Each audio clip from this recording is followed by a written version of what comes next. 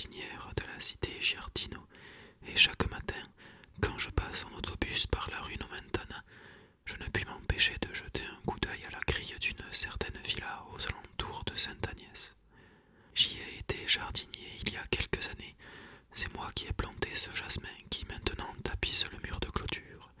Moi également qui ai disposé dans la cour d'entrée les pots de camélia et taillé en espalier cette glycine qui, si elle n'est pas morte, doit aujourd'hui atteindre le second étage de la maison. Le propriétaire étant malade, le jardin avait été laissé à l'abandon et ressemblait plutôt à un terrain vague, mais par amour pour l'infirmière qui soignait mon patron, en quelques mois, je fis de ce jardin une véritable serre, avec des massifs verts, des allées sablées, des bosquets de lilas, et le buis bien taillé tout autour des massifs et des allées. Je me souviens que je plantai même un magnolia de l'espèce grandiflora, juste en face de la fenêtre de Nella, afin qu'au printemps, le parfum des fleurs entre jusque dans sa chambre. Et sous sa fenêtre, je fis grimper un cognacier du Japon, cette belle plante dont les branches sont si noires et les fleurs d'un si beau rouge. Nella était l'infirmière et j'en étais amoureux.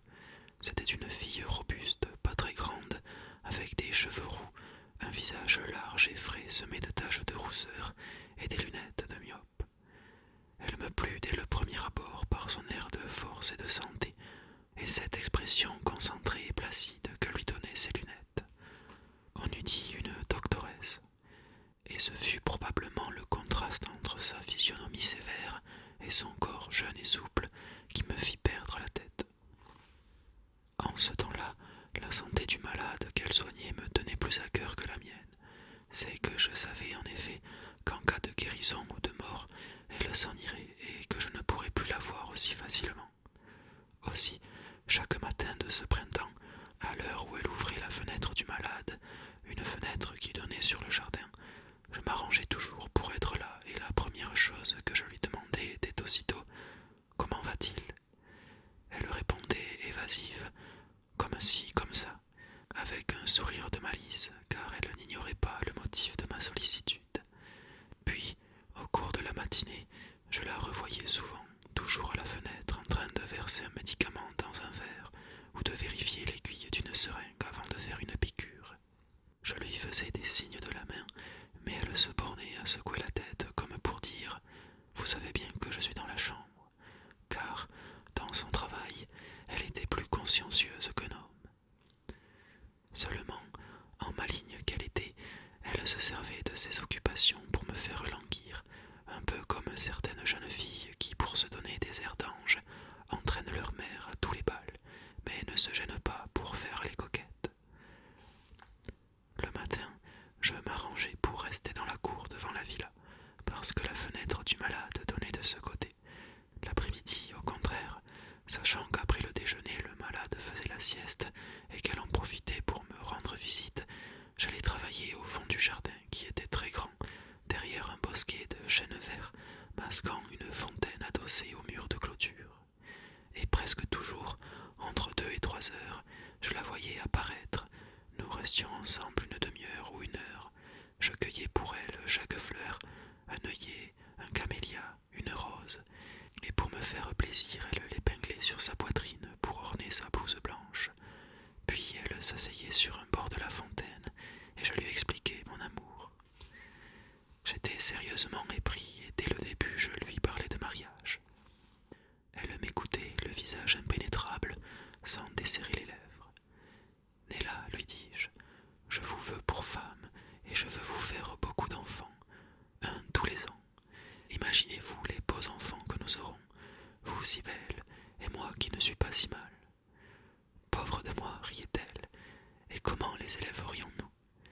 Je travaillerai, mon idée c'est d'avoir une pépinière, mais je tiens à ne pas quitter mon métier d'infirmière. Infirmière, vous voyez cela, vous serez une épouse, voilà tout. Je ne veux pas d'enfants et j'aime être infirmière. Mes enfants, ce sont mes malades. Mais elle souriait en disant ces mots et me laissait lui prendre la main. Cependant, quand, entre 2 paroles, je cherchais à l'embrasser, elle me repoussait aussitôt et se levait en disant « Il faut que j'aille le retrouver ».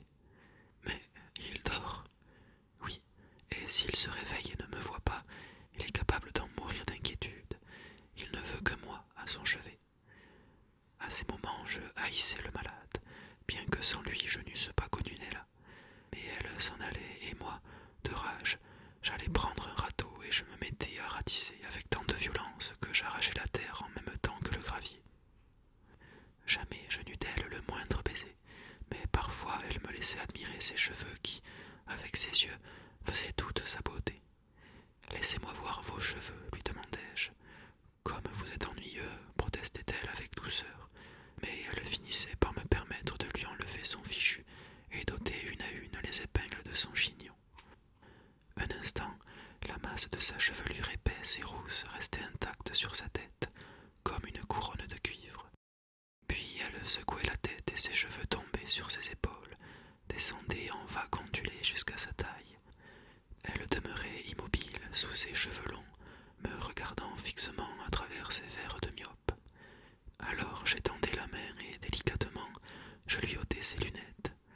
Aussitôt, elle perdait cet air hypocrite que lui donnaient les verres épais, et ses yeux qu'elle avait grands, doux, liquides, un peu battus, d'un ton doré de châtaigne, donnaient à son visage une expression différente, languide, attirante. Je la regardais sans la toucher, puis, comme prise de pudeur, elle remettait son fichu sur sa tête et replaçait les lunettes sur son nez. J'étais si amoureux qu'un jour, je m'en souviens, je lui dis « Je voudrais tomber malade, moi aussi. Au moins, vous vous occuperiez de moi. » « Vous êtes fou, répondit-elle. Vous allez bien et vous souhaitez être malade. » « Oui, affirmai-je, parce qu'alors vous me passeriez de temps en temps votre main sur mon front pour voir si j'ai la fièvre. Vous me laveriez le visage le matin avec de l'eau tiède, et quand j'en aurais besoin, vous accourriez, diligente, l'instrument à la main, et attendriez patiemment que j'aie fini de m'en servir. Cette dernière phrase la fit rire aux éclats. Que vous êtes bête! Croyez-vous qu'il nous soit agréable, à nous autres infirmières, de rendre certains services? Ce n'est pas agréable, ni pour vous, ni pour les malades, mais pour moi ce serait mieux que rien. Je n'en finirais plus si je voulais tout raconter.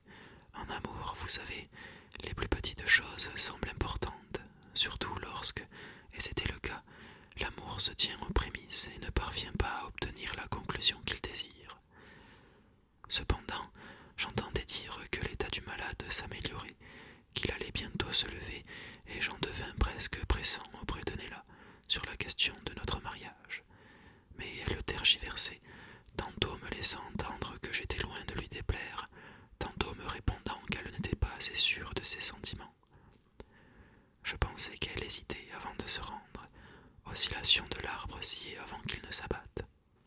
Puis, un après-midi, je crus perdre le souffle en l'entendant me dire « Pourquoi ne viendriez-vous pas cette nuit sous ma fenêtre, après minuit?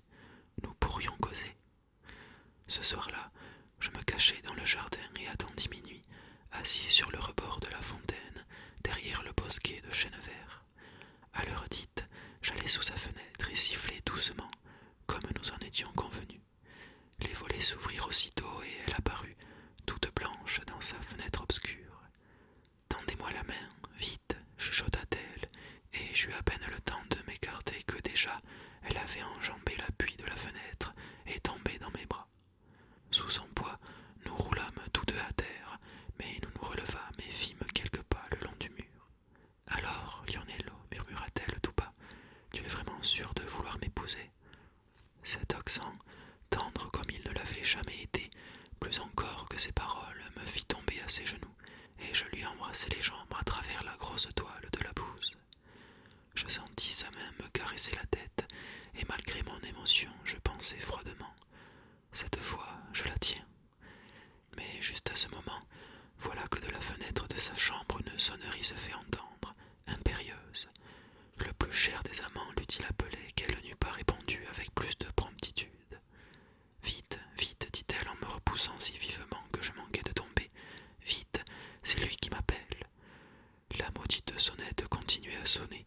Elle courut à la fenêtre, je l'aidai à remonter et elle disparut. Au bout d'un moment, je vis sur la façade s'illuminer la fenêtre du malade, signe que Nella était déjà auprès de lui. Alors, pour la première fois, la jalousie m'étreignit le cœur. Ce qui se passa cette nuit-là dans la chambre du malade, je l'ignore. Mais le matin suivant, Nella n'apparut pas à sa fenêtre, et l'après-midi, elle ne vint pas à notre rendez-vous habituel auprès de la fontaine. 3 ou 4 jours passèrent ainsi, et puis un après-midi, je l'aperçus enfin, mais non pas seule. Elle marchait lentement dans la cour en soutenant son malade. Lui, en pyjama, un homme d'âge moyen, très grand, blanc et pâle, s'appuyait à elle, le bras passé autour de ses épaules, et elle, docile, le tenait amoureusement par la taille, réglant son pas sur le sien. À cette vue, je demeurai stupide et, comme ils disparaissaient tous deux derrière l'angle de la maison, je me tournai vers un valet de chambre qui, au seuil de la villa, les observait lui aussi. Il me fit un geste qui voulait dire « Ils s'entendent, ces deux-là ». Je feignis l'indifférence et l'interrogeai. Selon lui, le bruit courait dans le service que le patron avait l'intention d'épouser l'infirmière. Il ne m'en fallut pas davantage, croyez-moi. Je jugeai sur le champ que Nella était une femme comme tant d'autres qui préfèrent l'argent à l'amour. J'ai des impulsions vives et ne balance pas à prendre certaines décisions. Le jour même, je faisais mon paquet et quittais la villa pour n'y plus jamais revenir. Pendant longtemps, chaque fois que je pensais à Nella, je la voyais en esprit, non plus comme infirmière, mais comme épouse et maîtresse de maison. Et je me disais aussi que si son mari tombait de nouveau malade, elle ne le soignerait sans doute pas avec autant de sollicitude, puisqu'une fois veuve, elle atteindrait enfin le but pour lequel elle s'était mariée. Mais on se trompe souvent en pensant que l'intérêt et le sentiment sont les deux mobiles qui font agir les humains. Certains êtres ne se laissent guider ni par l'intérêt, ni par le sentiment, mais par quelque autre raison, toute particulière, qu'ils sont seuls à connaître. Nella était de ces êtres-là. 2 ans après, je me présentai chez les propriétaires d'une villa du Janicule qui m'avaient fait appeler pour installer une serre de plantes tropicales. Tandis que j'attendais dans le hall, je fus frappé par un je ne sais quoi dans l'atmosphère qui sentait les précautions, presque le deuil. Fenêtre close, chuchotement, allée et venue silencieuse, odeur de désinfectant, bruit étouffé. Puis, tout à coup, je l'aperçus, elle, en haut de l'escalier dans son costume d'infirmière, tel que je l'avais vu la dernière fois, son voile sur la tête, ses lunettes sur le nez, un plateau à la main. Elle descendait et ne pouvait éviter de se trouver face à face avec moi. Quand elle ne fut plus qu'à 2 pas, elle s'arrêta et je lui dis d'un ton mi-triste, mi-moqueur. « Toujours infirmière, Nella, mais ne deviez-vous pas vous marier ?» Avec ce même air placide et impénétrable qui m'avait autrefois fait perdre la tête, elle me répondit en souriant. « Qui a pu te raconter cette histoire ? Ne t'avais-je pas dit que je ne voulais pas me marier, mais continuer à être infirmière ?» Le renard et les raisins, dis-je. Elle me regarda un moment, puis secoua la tête. Figure-toi, dit-elle, que celui-ci est aussi amoureux de moi, mais je ne puis pas tout te raconter maintenant. Si tu viens travailler ici, nous pourrons causer. Ma fenêtre est au rez-de-chaussée, sur le jardin. Et avant de s'en aller, elle me jeta un coup d'œil qui signifiait clairement « C'est entendu, n'est-ce pas ?» À ce moment, je compris que c'était peut-être parce qu'elle était si saine et robuste qu'elle éprouvait un certain goût à jouer à l'amour avec les malades. Malheureusement,